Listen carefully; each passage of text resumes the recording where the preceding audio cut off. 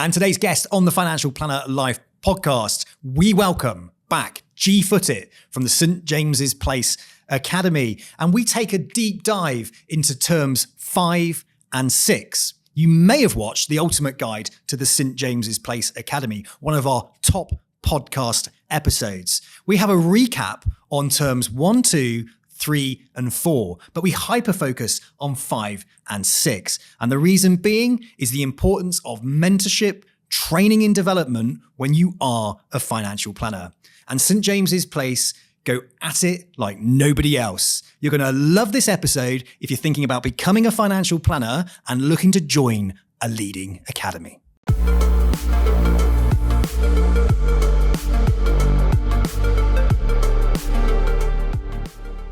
So Gee, welcome back to the Financial Planner Live podcast. We had huge success with the St. James's Place Ultimate Guide to the St. James's Place Academy. So anybody listening or watching right now, if you go to the show notes, you can click on the link and you can go back over the Ultimate Guide to the St. James's Place Academy, one of the most downloaded podcast episodes. And it gives a real overview of what to expect in in term 1, term 2, term 3, and term 4. But today I invite you back on. We're going to look at some of the things that have changed in the St. James's Place Academy, have a recap of the terms 1 to 4, but we're going to look at terms 5 and 6. That's something we didn't cover in the Ultimate Guide to the SJP Academy. But first off, Gee, how are you?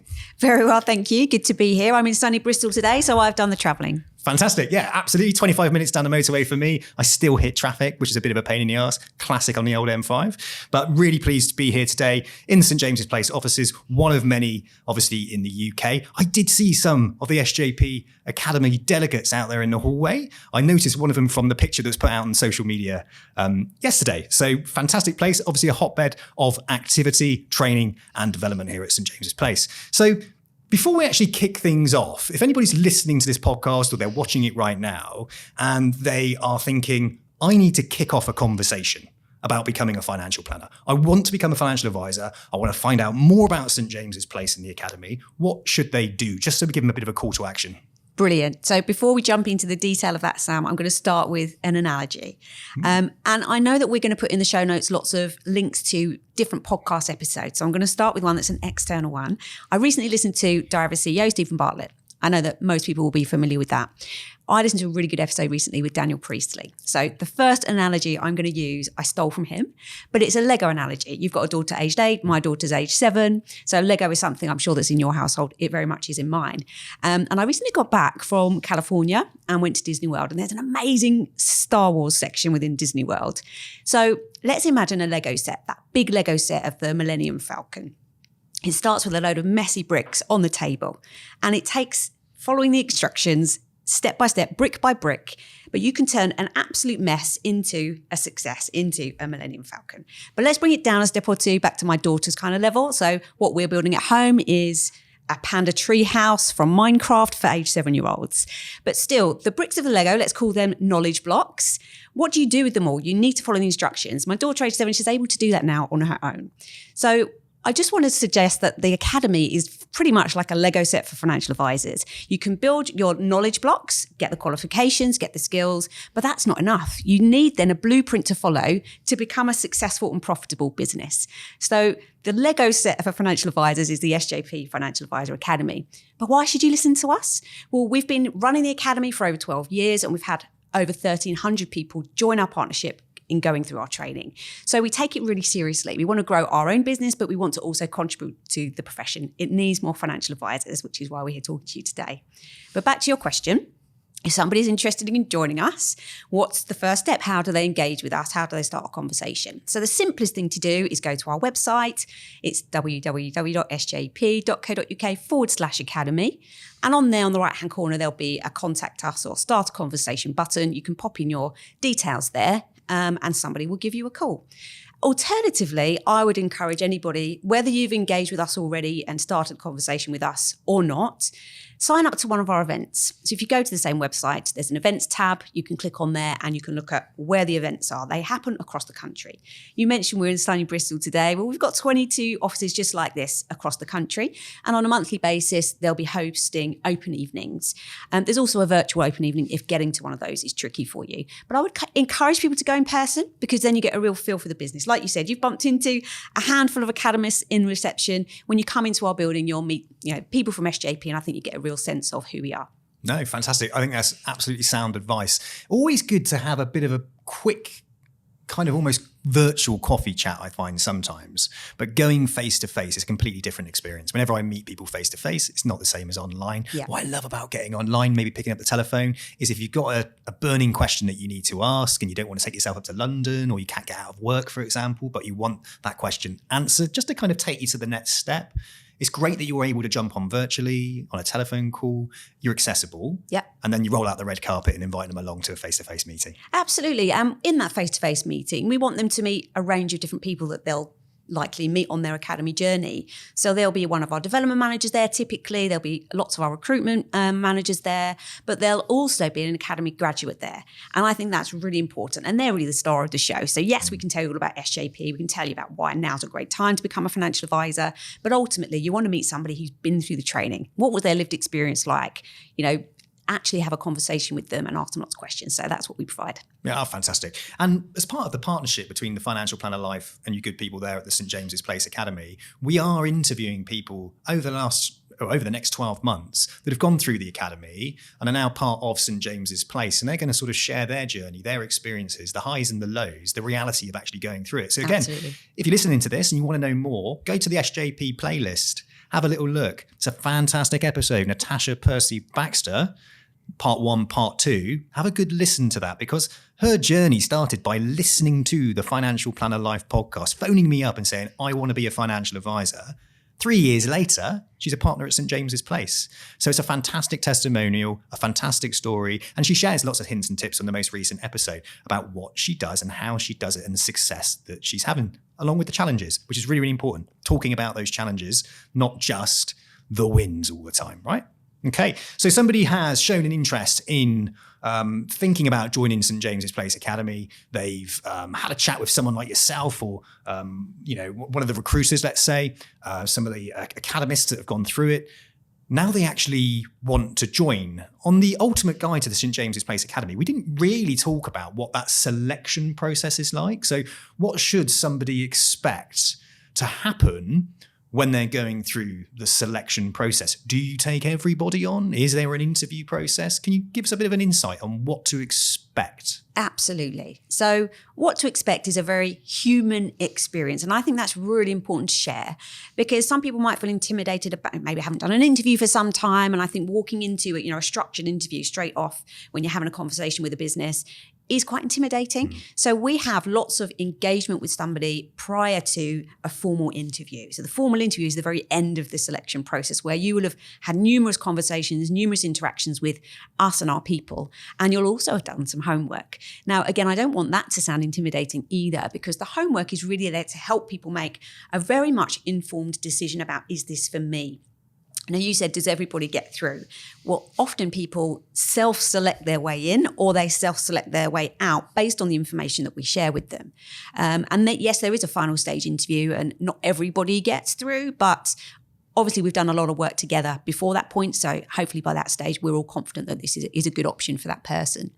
Great. And I think what's really important for anybody who's considering to going down the route of becoming a financial planner, look, if you're going to go into a role where you are a partner running your own financial planning business, you're going to be wearing a business owner hat and a financial planner hat, right? It's a big responsibility. And you've got to also think about, what does year one look like? Am I in a position within my life to be able to stop what I'm doing, retrain, and go out there in year 1, year 2, year 3, and build a business in financial planning? What I like about St James's Place is that you're not trying to rush people along the process. There's a selection process that means that you and your investment in those individuals? And how much do you invest per person when they go through? Yeah, for the first 4 terms, we've already discussed on our previous episode, we didn't include the costing in terms 5 and 6 in this, but it's typically about 65,000 invested in the training in that individual over the first 4 terms. Which is absolutely huge. I spoke to Scott Stevens recently. It was coming close to 30 million a year as a business unit that you put through to cover the costs of the training and the development of individuals that are going through the academy. So it's a big investment for you as a company. You're not under pressure to push people through it.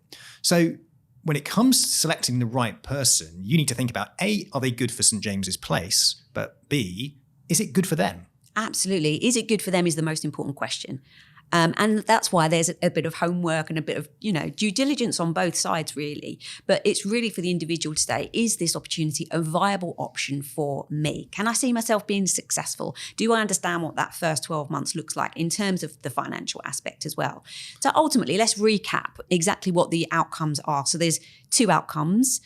It's either being successful within an existing St. James's Place practice as an advisor or starting your own business. So those are the 2 different options that people have when they join us.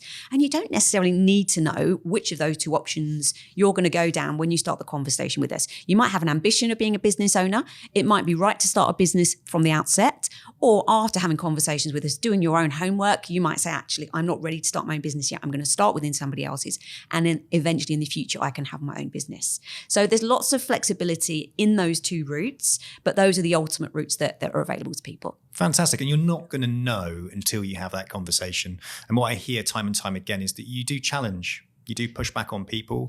You do want to see things like business plans, because if they're going to go down the route of running their own business, you need to see in black and white, how are they going to generate that business with the support of the St. James's Place partnership? And if they're in a position where they don't feel quite comfortable, are there other options within existing partner practices where somebody could actually slip in there, whether they're self-employed and whether they're employed? It's completely dependent, isn't it, upon the partner practice that they would join. So lots of options for people. Yeah. Get the conversation started. There is a selection process, and you make it easy and challenging for the right reasons. Absolutely. So if I share with you a little bit more detail then, because we didn't go into it in detail in the previous interview. I recently met with a candidate who's in term 3 at the moment, and she said, I thought it was too good to be true.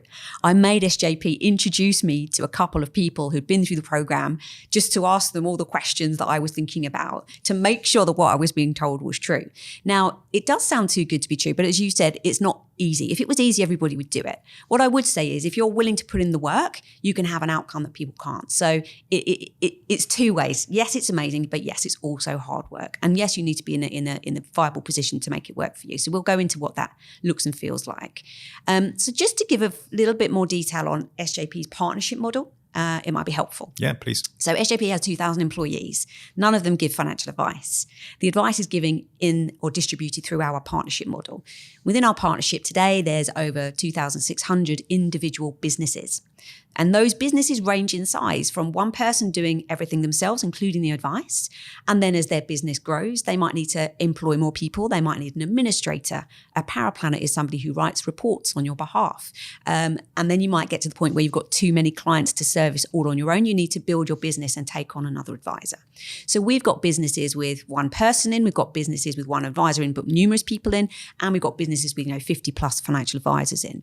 So what that means is no matter what your ambitions, they are possible here at SJP. There's no cap on what you can personally achieve. But saying to somebody at the beginning, oh, do you want to build a business with 50 advisors? It's a step too far. You've got to start somewhere. So those early years when you're with SJP, launching your business, becoming a financial advisor for the first time are very much high touch, high nurture.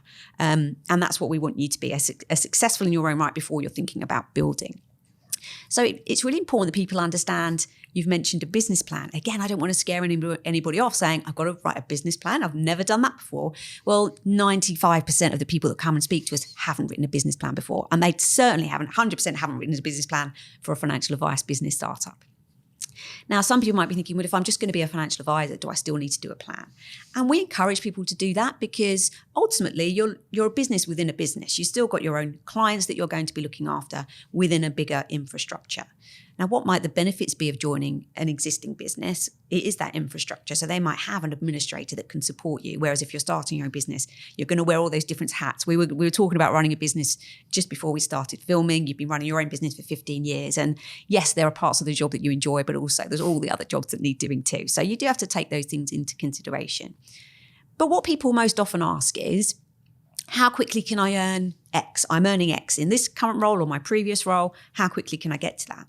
And the answer isn't straightforward because it's different for everybody. So I can't give you a straight answer today. But what we help people understand through the business planning is what X funds under management means in terms of revenue for you. And then you want to break that down. Well, X funds under management might mean 50 clients. But to a different person, it might be 70 clients, depending on your personal network and the types of people that you know who you might think can become clients. So the homework is very much to help you understand what it takes to build a client bank from the people that you already know. If you come to us and you don't think you have a big enough network to start a business, then perhaps joining a practice who has access to some clients for you is the best place. Or they have also a marketing function that can generate clients.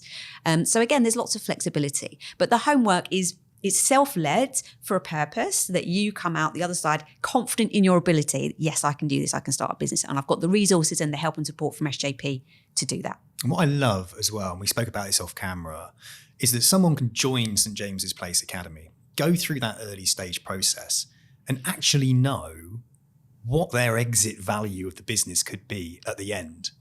So you are thinking about the end, thinking with the end in mind if somebody wants to see that. But most people are going to want to know, right, well, what does an exit look like for me? So if I'm 40 years old, I'm 42 years old, if I'm thinking I want to retire at 55 years old, then what would my plan look like? What would it potentially make me in respect of a sale value? And you can do that because the ecosystem of St. James's Place is built, isn't it, to be able to provide evidence because other people have gone through it, but there are people there able to buy your clients when you exit. We're sort of pushing ahead a little bit here. Yeah. But it is worth bringing that into the very beginning conversation. Yeah. Because with the goal in mind, you're a lot happier and a lot clearer in the direction that you're going in, and you support them in the beginning to see what the value of their business could be in the end. And I love that. Absolutely. So let's think about that ecosystem that we have in the partnership. There's 2,500 business owners. The average age within our partnership is 47. The average age in the profession as a whole is 57. So there's lots of people retiring from giving financial advice. Now, SJP thought about this 12 plus years ago when we launched our academy, which is why our average age is lower, because the average age of people coming to the academy is early 30s. So what we now have is a perfect ecosystem where we've got people coming in and training. They want to grow their business, and what they have the opportunity to do when they reach terms 5 and 6, which we'll come on to later, is acquire or buy clients from a retiring partner. Now, I mentioned that episode of Diary of a CEO with Daniel Priestley. He was not talking about financial services in the episode. But one of the things he said to Stephen Bartlett was, if I was starting again from scratch, I would buy a retiring person's business. And I thought, well, this is exactly what SJP does. This is what you have access to.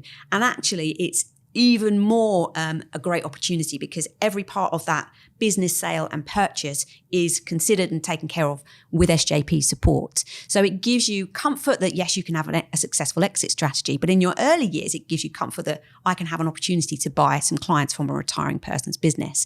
And I think that is a wonderful opportunity. Yeah, I love it. I love his book, Key Person of Influence. Absolutely. Yeah, it's fantastic. Yeah. I know Kerry Griffith, who's on the podcast later, is a big fan.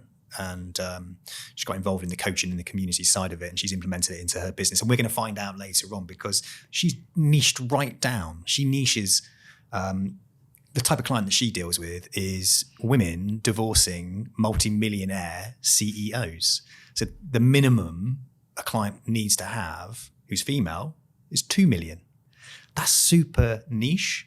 And when I kind of probed her on it and spoke about it, and we will find out on the podcast episode, so look out for that one. She didn't come from a background of wealth either. So for me, it was really interesting to hear somebody that hasn't come from a background of wealth giving advice to people who are divorcing multimillionaires. And she's done it. And she explains on the podcast episode how she's done it. On the back of the Priestley, examples of key person of influence and niching down and standing out within financial planning. One of the biggest struggles I think financial planners have is standing out. And she does it really well. So it's a great episode and a great example, again, of somebody that's come through St. James's Place, right? Right, beautiful. Any changes happened in the St. James's Place Academy? Is there anything different since we last spoke on the Ultimate Review? So we have won a couple of awards, which I'm very pleased to tell you. So one of the awards was to be the very best financial advisor academy out there, which we were super proud of. And the second award was for the quality of the training. So that's testament to all of the hard work that goes on behind the scenes. The team at SJP in terms of our learning and development team and the academy team, we believe is second to none. And just the scale of our operation internally as well is second to none. So the level of support that you receive when you come through our academy isn't rivaled anywhere else. What other things have changed? So we've already discussed terms 1, 2, 3, and 4 on our previous interview. So I'll touch on those. But the second thing I think that I really want to highlight in today's interview is the financial support. So we haven't gone into too much detail about that. But when we last spoke, Sam, there was financial support in place. Now, what I will highlight here is come and have a conversation with us, because the financial support can be quite bespoke to you, and it is different for somebody who's starting a business versus joining a practice. So the reason behind that is if you're starting a business, SJP helps you to launch the business from a financial perspective. If you're joining a practice, it's between you and that practice to negotiate what you need. So we will be there, the recruitment managers, to help you facilitate and find the right opportunity for you. So if you are joining a practice, you don't need to worry too much. We will help. But let's talk about those business startups then. So prior to recently, we paid for your training. So the training in term 1 is 3 months. That is get qualified. So you're going to get the exams. Term 2 is skills, also circa 3 months. Now the funding during that period, if you're starting a business, is £2,000 per month. So that could be for either 3 or 6 months. Some people join us at term 2 because they've already got the level 4 qualification. So there's 2 start points. Mm-hmm. Then we're going to continue to fund up to 12 months. £1,500 per month. Now, all of that is non-repayable to SJP. Mm-hmm. So that's a big change. What used to happen was you'd come out of training and then you're able to start giving advice and effectively able to start generating fees. But what we have experienced is obviously that turnover takes a little bit of time and momentum. So yes, you can be really active seeing clients, but you need to meet with the client usually 3 times before business is written. So it might not be until month 2, 3, maybe 4 that actually fee income's coming through the door. So to make that transition easier for people, we're now funding them up to 12 months. So if you join us at term 1, you'll get another 6 months at £1,500. If you join us at term 2, you'll get an extra 9 months at £1,500 per month. What we've always had is access to a working capital allowance. Now this part of your cash flow is repayable to SJP, and that is still available as well. But what I would highly recommend, if you're concerned about the financial support you're going to receive, there's no payment to SJP for this. So I love that we give this away for free. There is financial support, but we do still need to understand your personal circumstances, your whole household's personal circumstances, to make sure that with the support of SJP, you can still make your, essential commitments. Fantastic. Good. Well, that's really great to hear. And I think anything which lessens the financial burden for people is really important. Yeah. Again, it comes down to personal circumstance, doesn't it? Because that amount of money might not be enough for somebody to cover their mortgage, for example, right? Yeah. But for some it is. Yeah. So again, it's like a great reason why have a conversation. Let's take a look at where you are in your current life, where you're going to be in the next couple of years, where the financial support can actually help you on that, and how the partnership as a whole can place you within the business. Maybe it's in the partner practice, maybe it's running your own business, but there are lots of options. All the more reason to have that initial conversation, first of all, to explore what the options actually are. But great to see that financial support is in place. And also it's great to see as well it's non-debtable. Yeah. There's nothing worse than saying I'm going to do something and by the way, we're going to create a nice little debt for you as well at the same time. Well, so now there's 2 options. There's 2. So there's a certain element that isn't debtable, and there is access to a working capital allowance that is debtable. Okay. But it's up to you. You don't have to use that. Can you just give us a little insight into that working capital again? Just Sure. Yeah. So it's up to £2,000 per month for the first 2 years. Up to £2,000 a month for the first 2 years. Yeah. And that's like a loan. Yeah, effectively a loan. So if, let's say you said, I cash flow this month, I need an extra X £1,000, for example, you can dip into your working capital allowance. You don't have to take it every month. You can just use it as and when you need it. And effectively what we would encourage people to do is invest that money in their business. So it might be investing in a member of staff as the years go by. It might be investing in lead generation, whatever it might be. That money is there for you to invest in your business, but it's also there for personal cash flow should you need it. A bit like having a startup exactly kind of investor within your business, right? Exactly. Like a bit of an angel investment, really. Exactly. Where you can dip in and out of it if you need it, so you're not under pressure to take it. Yeah. How do they pay it back? So they pay it back for a percentage of their advice fees that come through. And so if there are no advice fees 1 month, then there's no payment. So it's very flexible in that way. Brilliant. Great stuff. Well, thanks. Gee, look, some great changes that are happening there, making it easier for people to go through the process, being recognised for the great work that you're doing with these awards. Coaches, mentors, have we increased those within the academy to be working alongside the new academists? So yes, they have. So why don't we start talking about the different stages? Yeah. So terms 1 and 2 are effectively your training period. So as I said, there's 3 months in term 1, circa 3 months in term 2. So you're in this sort of your training period for a maximum of 6 months. And what we have done is slightly changed how the support works. In term 1 and 2, you'll have 2 people assigned to you to make your life as easy as possible. So an academy relationship manager and a support operations manager. And they're there to really help you navigate those training periods. So first of all, it will be accountability, helping you through the exams. Also, there's navigating SJP, how you're understanding who to go to for what and when you need it.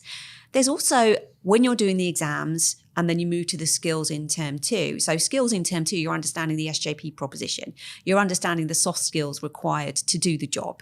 And also you're preparing to be registered with the FCA, the Financial Conduct Authority, ready for term 3 when you're out there giving advice. So term 2 is building on your skills. I think there are 17 or 19 in-person days throughout that training. 7 of those are shadowing somebody actually doing the job, sitting in front of clients. So there's lots of real world access, as well as that Netflix style learning as well, and lots of role plays, because obviously we're training you to be an in-person financial advisor. So you need that in-person training too. And so with navigating to be registered with the FCA, we have internal accreditations as well as the external exams you'll have done, internal licensing and the FC application. So our relationship manager is expert in all of those things. They've done this many, many times before, and they're your point of contact throughout that term 1 and term 2. So that's been a change. Also pastoral care should you need it. Lovely. So what was that last bit? Pastoral care. So if anybody has an issue they're facing in their personal life, they're there to pick up, help them navigate that, what it might look like for them. It might be they need to delay an exam, for example, or whatever it is that they might need. So a bit of emotional support as well. Absolutely. I think emotional support is really important in when you're doing a career change. As I said before, the Lego blocks are the knowledge. So you're starting with no blocks. You've got to build those individual Lego blocks. At the moment, you don't even have the pile of Lego in front of you. So I think there can be lots of things that happen along the way. Life is life. We're living through lots of change at the moment externally from SJP. So helping people navigate their personal circumstances as well is important. I think that's huge. I think that's massively important. I sold my recruitment business recently, and the transition from running a business as a business owner for 15 years, stepping away from having a business that I ran with people and people supporting me into being a solopreneur, solo entrepreneur, as I like to say, has been crazy. And the transition was so different. It was so different. And it did cause me a lot of emotional stress. Yeah. Put me into a stressed state of mind. I got a bit depressed around it. It was really, really difficult. Luckily, I had a really strong network around me that I could lean into and get some guidance and some help and some support. So to know that it's there at St. James's Place for them to lean into, it's massively important, because it can be very scary when you make that switch and you make that transition. As outlined on your own podcast, The Switch. Well worth people listening to, by the way, if you haven't. Gee's got her own podcast at St. James's Place called The Switch. People talking about those life changes, career changes, and you like to call them The Switch. Really, really good episode. Fantastic. That's good to hear. I love that. That to me is massively, hugely important. So people aren't left on their own. Really, really good. Yeah. Perfect.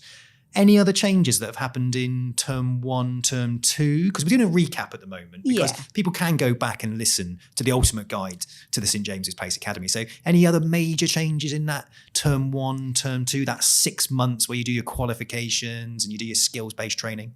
So let's really quickly touch on term 2. Yep. In term 2, you move from your academy relationship manager. You'll still have them as a point of contact. They'll probably be a lifelong friend, to be honest, because they're going to start that journey with you.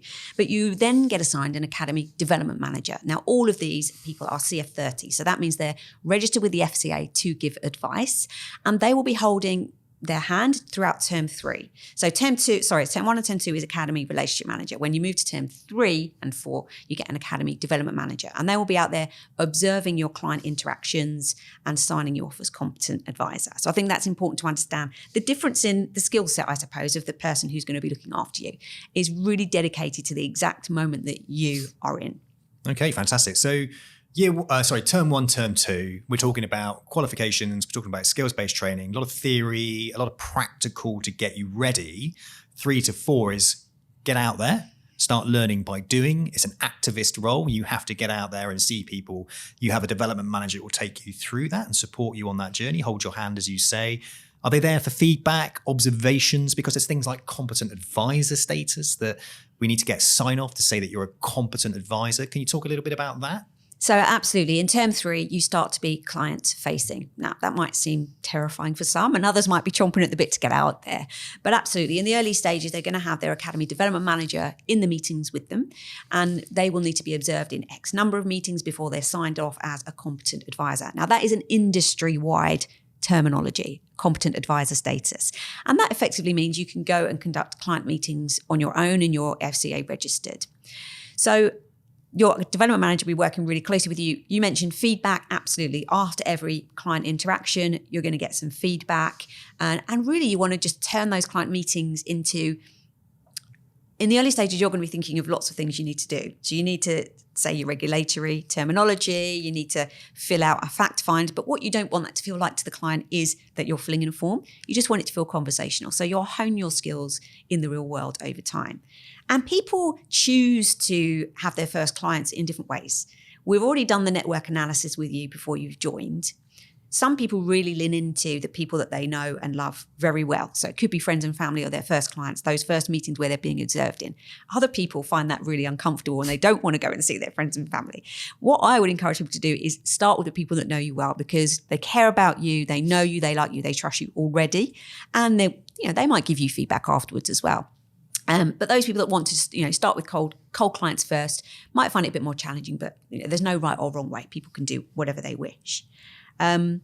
So once you've got to competent advisor status throughout term 3, we then move into term 4, where we're building up to having 50 clients. And I think it's really important that people start to feel like they have a client book, they've got a business before they leave the end of term 4. Well, fantastic. Great stuff. 50, the magic number.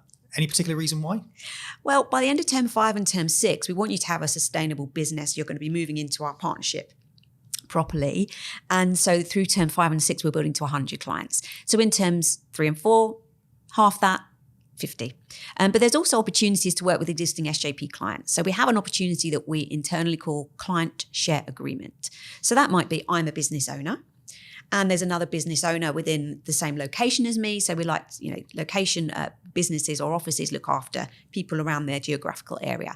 So there might be another business who says, well, I've got 200 clients and I know I need to service them every year, but it'd be really helpful if somebody did, 30 client reviews for me. So they'll have an agreement with me in place and we'll split the fees. And what that gives me is opportunity to sit in front of an SJP client. And that's a great experience because our clients are really loyal to us. We have a 95 plus retention rate, and that includes people taking their money, drawing it down at retirement, and people passing away. So really high, people really value the service that they give. And I think that gives people confidence. Once they've sat in front of an existing SJP client and they understand the value that we provide, it builds confidence. So there's opportunities to work with existing clients and existing practices. And I think that's a great learning opportunity. Fantastic. I know someone's going to be listening to this and it all sounds quite structured and there's a time scale attached to it. And it might feel a little bit like there's pressure from the business to deliver 50 clients by a specific amount of time. Just talk to me a little bit about, is there any pressure upon people to hit specific targets by certain times? No. So the timelines are movable and you work at your own pace. Right. So the average numbers I'm giving you is the average. It takes people on average 18 months to go through terms 3 and 4. Some people are in terms 3 and 4 for a little bit longer. Some people might zoom through it a lot quicker. So there isn't any set hard targets, if you like, or set hard timelines. But we're looking for ambitious people. We're looking for people who want to be successful. Fantastic. So term 1 and 2, we're looking at qualifications. We're looking at the skills-based training, behavioral training. 3 and 4, we're getting support from a development manager. We're out there sitting down with clients. We're developing those relationships. We're bringing some assets under management, and we're building some clients ourselves, right? And we're building our business with an aim then of letting go of the hand a little bit, still with the support of the partnership, but going into term 5 and 6. So something we didn't talk about last time on the Ultimate Guide to the St. James's Place Academy. So let's just have a bit of a recap then on tell us a little bit about terms 5 and 6. Start wherever you want. So what they do focus on in terms 5 and 6 are 6 key pillars that we know drive success. They are building a community and developing relationships, client proposition and identity, client acquisition and servicing, including referrals, running your business, professional excellence, and personal effectiveness. So terms 5 and 6 are an additional up to 2 years. So as I say, these are just average timelines. So in terms 5 and 6, we want that road to 100 clients because we know that's when people become very much self-sufficient. But we want to have that continued high touch, high support environment around people until they reach that point. So term 5 and 6 is about revisiting some of the content we've already been throughout the 4 terms before. But we've got a couple of internal taglines that we have. One of them is every day is a learning day, getting better never stops. And everybody will be at different points in their personal impact, if you like. So I might be really good at one part of the client onboarding process and you might be really good at a different part. And in terms 5 and 6, we can really hone down into gaps, if you like, in people's skill sets and make sure that they revisit content if they need to or discover new content as and when they need to. But again, we're going to give people a very much bespoke level of support. So all of the development managers within term 5 and 6, we call those 2 terms growth and development. If you like, it's a business accelerator program now to get to 100 clients. They are all externally qualified coaches, ILM 5. Now, if you were to hire an ILM 5 coach externally, minimum it will cost you about £500 a day. And probably who you'll get is very much a generalist, a coach who isn't necessarily specialist in a financial advice business. And what you're going to have in term 5 and 6 at SJP is an ILM 5 qualified coach who's an absolute specialist in exactly what you're doing at SJP. So they are going to work with you hand in hand for another up to 2 years, which I think is unbelievable. Yeah, that's huge. Having your own personal coach when you're setting up your own business is a cost. It costs a lot of money, as you just said, up to £500 per day. There's a few things that stand out on this journey. It's one, knowing that you've got a strong business plan from the very beginning. It's getting your qualifications and the right training and development around that. It's learning the behaviors. It's learning of what to expect and preparing for those meetings. It's then going into those client meetings, building client relationships, but having the support of somebody next to you to help develop you. Continual development and a coach. And you can draw down on some money if you need it to help you develop and build your business. So if you do get really busy and you want an administrator, if you want to invest some money into some marketing because you've got a marketing plan, there is money to draw down on for you to do that. Yeah. So it does sound incredibly supportive. One of the big things that I come across a lot, and it gets talked about a lot on LinkedIn, is we've got a distinct lack of people coming into the profession. But those that are coming into the profession, are they being supported? Are they being mentored? We touched on it. The average age of an advisor is like 57 years old. And I think the average size of a firm is about 10. So are those firms really in a position to devote time to training, development, and mentorship? St. James's Place separate it into a complete role. It's a role within your business of which a partner in the early stages of their career can instantly tap into a coach. I mean, that's phenomenal. No one is really offering that out there. Yeah. So that is a huge benefit to anybody who's wanting to accelerate their career. So, and this isn't like a sales pitch right now. I know the market. I know what it looks like. And there isn't many people offering that. Very, very, very few. There's some exceptional advisors that give up their time. Yeah. But there aren't dedicated. Still advising. Yeah. There aren't dedicated coaches. that are going to give you that true, honest feedback, but also that are experienced in understanding the highs, the lows, what works, what doesn't work, because they're doing it with the rest of the business. Yeah. It's an ecosystem, isn't it? It's an echo chamber of productivity and self-development. And people need that, because if you're moving into the financial planning world and you're seeing a lot of people doing it on a self-employed basis, and you're hearing, oh, there's a massive lack of advisors out there, there's loads of clients, there's a great transition of wealth, there's all this money out there and no one's giving them advice. I'm going to be an advisor because I know I can earn over £100,000. If you're hearing that, you kind of think to yourself, wow, brilliant, I'm going to go in there and make a load of money. But you 100% need to be the right person, right mindset, right frame, but you do desperately need that support. So that to me is a massive plus, the mentorship side of it. Tell us a little bit about that 5 and 6 term then. So I've gone through my academy, I've gone through my training and development. Does it just stop there? Because yes, we've got the coach. Is there anything else can I get continual learning? A lot of the training in terms 5 and 6 is actually peer-led, and our Island 5 coaches are also brilliant facilitators. So they'll get a group of people together who are in a similar place or want to achieve similar things in their business. But what they'll also do is invite a very experienced person from that location into that meeting as well. So you won't all just be newbies. They'll have some knowledge and some experience in the room too. And they're, as I say, expert facilitators. So they'll make sure that they get the most out of those people's time together. Of course, there's also access to all of SJP's learning and development programs. We have a whole team of people in L&D. We've got a house app, which is all of our online learning library, which is a bit like Netflix, if you like. And also lots of other training facilities in person. So each location is 22 location offices across SJP. You will be part of the closest location to you from day one in the academy, and the academy relationship manager will make sure you feel part of that location. So what happens in the locations? Location events. So again, you're mixing with all of the other people who are partners and advisors within that location. You get to make, peers and friends and friendship groups. There'll also be some structured groups. So we have an example. We've got a women's network called Unity. So we'll introduce, there's an academy Unity, there's a location Unity in each of the locations. So there's lots of opportunities to mix with people and learn best practice. So everything and all the infrastructure that somebody needs to run their business effectively and efficiently is all provided for them. Yeah, that's fantastic to hear. You talked a little bit about the referral side there. It's worth noting as well that Natasha Percy-Baxter on her episode does actually talk about term 5 and 6. And we go into detail about networking, and we go into detail about the client meeting and how to position referrals. She didn't find it easy, but she shares at first. But some of the hints and some of the tips that she shares will be valuable to anybody listening to the podcast, really. So. Absolutely. Natasha is standout person internally, and she comes to lots of our internal meetings as well, just to share her personal journey, because she is somebody that got out of her own way. She was terrified initially of going networking, but she just ran into it, and she did, I think it was 70 plus networking events in her first year. Now she's got that knowledge and experience. She knows which type of events suit her. Which I think you only learn through experience. So yeah, she's a shining example of getting out of your own way, getting out of your comfort zone. So definitely go and listen to both of her interviews because they're brilliant. Brilliant, fantastic. What I'm hearing a lot of as well is that during term 5 and 6, there's something called BSP.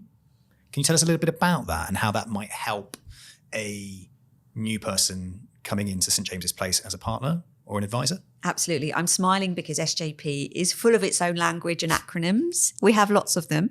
So BSP stands for business sale purchase. So we already touched upon this at the beginning of our conversation when Daniel Priestley was saying, I would buy a retiring person's business, and that would be how I would start out. So our internal community of 2,600 plus businesses, we have some people that want to retire. We have people coming through our academy in term 5 and 6 who may want to buy a client book. And so what SJP help both parties do is value the business, borrow the money to buy it, etc., and just make sure that every part of that process is seamless and beneficial to everybody. So if I was coming through the academy, I might want to grow my business organically. Now, I know that you recently interviewed another academy partner. Actually, I'm not sure if he came through the academy, an SJP partner, Oran Coyle, about his social media strategy. So there's lots of ways you can grow your business organically, and there are lots of people within SJP that can help you to do that. But a way to grow a business is by acquiring an existing partner's clients if they want to retire. So a business sale and purchase is a way to do that. So part of the training in term 5 and 6 is understand what a business sale purchase is. understand what to look for, what makes a great purchase, but also understand what you're taking on. So you need to understand what that looks like. What does the income tax circumstances look like on the book of business? What if interest rates were to rise? Is it still affordable? So we really do a lot of due diligence with people. And about 25% of people in term 5 and 6 decide to do that for themselves, having gone through the training, having fully understood the process. But the really good news is the people that do take on a new business sale or a sale are 40% more productive than those who don't. So it's a great opportunity, but only if it feels right for you. Oh, fantastic. It's good to hear about the due diligence side of it. Again, you've done many BSPs with many partners. So you've seen the good, the bad, the ugly, things that work, things that don't work, right? So that knowledge, again, being passed down, you are treating that individual, you're not shoving it in their face, are you, and saying, here it is, buy it. You're saying, look, this is actually can be tricky. Buying a business can be tricky. No two sales and no two purchases are the same, are they? Yep. So you are going to kind of give them the experience, give them all that due diligence and training and development to educate them on how best to spot the opportunity, what to take on, what the risks are. I think that's a really, really important one, is what are the risks? I love that you talked about things like the income tax and also the interest rate. It does change. And what does that look like in 2 years' time? Let's stress test that against your affordability. And it feels a little bit like the Academy onboarding process. Let's help you make a really informed decision about this. That's what it's about. And actually, I know that you recently interviewed Matthew Fowler. I did. One of our Academy partners. So he came through the Academy in 2016. He's done 2 business sale purchases in his time since then and now has an extremely successful practice. So I would certainly listen to that episode for anybody that was thinking of doing one, because you quizzed him about, well, what did you learn from the first one? And then what did you apply from that learning to the second one? And he was really open and honest about that. But yeah, absolutely. Every business sale is going to be different. But the good news of doing it within the environment of SJP and the ecosystem is there's a team that deals with this solely. Like you said, with our development managers, it's their sole job to help you specifically with this. So yeah, it gives you confidence that all the boxes will be ticked, all the I's will be crossed and the T's crossed. Fantastic. Yeah, great reference there with Matt Fowler's episode, and we'll put a link to that in the show notes. What I also really enjoyed about talking to Matt was he wanted to grow a business and he likes growing the business side. So he talks about the business owner hat and then the financial planner hat. But when he talks about the business owner hat, the background that I'm in, which is recruitment, talent attraction, I've built a business myself and hired people. I know how tricky that can actually be, and how to attract talent, but also how to retain that talent as well. And one of the things that really stood out was he said to St. James's Place, I want to build a team, but I need a talent attraction strategy and I need a career development plan that works. And he was assigned somebody who came in to build a career development plan that was specific to his goals in his business. Again, that's that kind of coaching element. He lent into the partnership provided it. St. James's Place, it was part of the deal. And he loved it, and he got such a huge amount of value from it. Now, would you get that elsewhere? Yeah. So if you're that entrepreneurial individual and you want to grow your business, terms 5 and 6, you might be starting to think about that if you're getting great success and you have the entrepreneurial mind of wanting to grow a team. But not everybody does, do they? You can be a partner on your own, doing your own thing. But if you want to grow a business, the conversations can start to flow at that point, and you can start to think about how you're going to do it, how you're going to attract them, and importantly, how you're going to retain them. Absolutely. I think it's super important. And we're talking about internally, we call the first 4 years when you join us through the Academy, your early years. And now that's nothing to do with somebody's age. It's your first early years of becoming a financial advisor within the SJP structure. And it's very much high touch. And we've just mentioned in term 1, you're a relationship manager, term 3 and 4, you're development manager, term 5 and 6, you're growth and development manager. Once you leave those early years, the support doesn't fall off a cliff. You then get a business partner. And as you've said, they'll support you with whatever stage your business is at. So if you do want to scale your business to having 5 advisors over 3 years, you'll be assigned a business partner who's done that with a numerous number of businesses before. So it just gives you that extra layer of expertise, gives you an extra thinking hat to think of the things that you might not be able to see yourself. Great stuff. Well, Gee, thank you so much for covering everything here in terms 1, 2, 3, 4, which is a great recap. We've got a completely separate video, the Ultimate SJP Academy review, and people can watch that by clicking the link in the show notes. But today, you've dug a bit deeper into terms 5 and 6, giving us a fantastic overview of what to expect after you've gone through those 4 terms. So thank you so much for sharing that. Is there anything else at all that you want to add? There's a couple of things. So first of all, your environment dictates your performance. So coming into the SJP Academy, you're around other people on the same journey as you, which normalizes all those fears or all those challenges that you might be facing. And I think it accelerates your success. Being around people, having access to experts will no doubt accelerate your success. But the thing I wanted to leave you on was actually a testimonial or a thank you email that we received, the management team received about one of our growth and development people. And I think it just highlights the level of support and care. One thing I do want to say is the level of support is unrivaled elsewhere, but the care, people genuinely care about it. So let me read this email to you. Our journey through growth and development has been somewhat challenging. The business plan was drafted during 2019, ready for start in November 2019, which was quickly put through the shredder in early 2020 as COVID engulfed the world. Since then, we've hit many hurdles on our growth and development ride. Me being personally hospitalised by COVID in October, and the recovery process, volatility of markets in 2022 and 2023. However, throughout this journey of ups and downs, we have had one constant who has been there through thick and thin. Tears, laughter, and I feel we would not be where we were if it weren't for the support of Rose. When I first met Rose, I was unsure how the relationship would develop, being two strong-willed individuals. But I soon realised we were there to achieve the same goal, success. I feel the working relationship has been second to none. Even on a personal level, Rose supported my wife through the horrific period when I was contracted COVID in hospital with her, and she was there to support her too throughout our journey with her words of support and lots of information. If Rose didn't know the answer, I knew that she would eventually. And now as I enter my 50s and I look back over my career, which has always been in financial services, from leaving university in 1996, I've met many people on all levels. There have been ones that have given me the skills and knowledge that I still use today, and others that I don't even remember. However, none have left me with the feeling of gratitude and thanks like Rose has. I've never met anyone who goes above and beyond as much as she does. Nothing is too much trouble. She always puts her team first, always. Rose is a huge asset to SJP. She's an absolute diamond and must be treasured. I felt compelled to send this email to you and the wider SJP community to know exactly what you have. Both my wife and I wish Rose every success at SJP. We know we've been blessed to be a member of her team and wouldn't be where we are or as strong as we are without her. What a fantastic testimonial. Get some golden handcuffs on Rose.